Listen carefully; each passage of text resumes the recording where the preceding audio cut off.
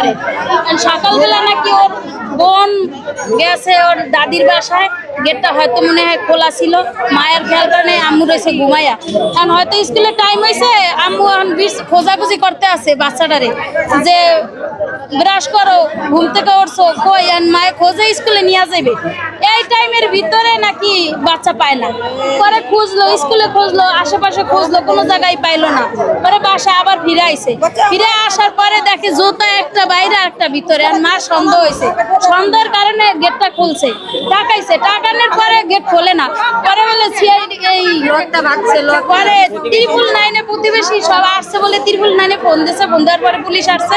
Police আসার পরে gate ভাঙ্গা, লক খুললে ভাঙ্গা ঢুকে দেখে যে বাচ্চার মাথা হয়েছে বাথরুমের ভিতরে, আর খাটের নিচে হয়েছে মরা দেহ, আবার হাতও নাকি কাটতে ফেলছে। এইটা জানি, এরকম যদি কেউ শোনে কোনো মায় বা কোনো প্রতিবেশীরা, মানে এটা মান্য নেওয়ার কোনো বিষয় না। কিন্তু এটা মানে একটা মায়ের যে একটা বাচ্চা এরকম নিখুঁত ভাবে যে হত্যা, মানে এটা মান্য নেওয়ার মতন না। এটা সবাই যে এটা মানে খুনি আর খুনির বউরে দুজনারে হাসি, মানে কি বলবো আর, বাচ্চাকে স্কুলে দিতেও ভয় লাগে ভাই। দেওয়ার মতন কোনো নেই, মতন কোনো নেই গা। এটা জনগণের হাতে ছাইড়া দেন আপনারা, কোনো বিচার নাই গা। তো বাংলাদেশে কোনো বিচার, কোনো মা বাবা আজও পর্যন্ত কোনো একটা খুনির কোনো বিচার পায় না।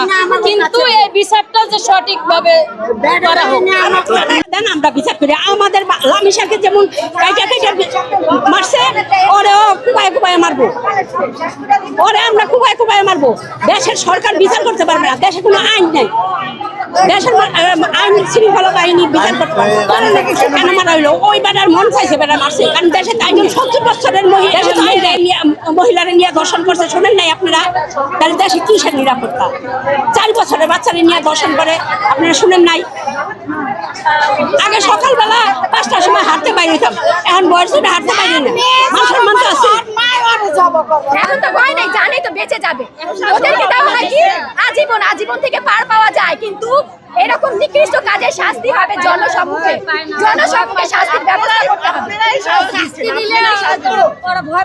আমার কথা একটাই, আমাদের এলাকাকে গ্যারেজ মুক্ত, রিক্সা, অটো রিক্সার গ্যারেজ, সিএনজি গ্যারেজ মুক্ত করেন, আমাদেরকে থাকার পরিবেশ দেন। আমরা কিভাবে থাকবো?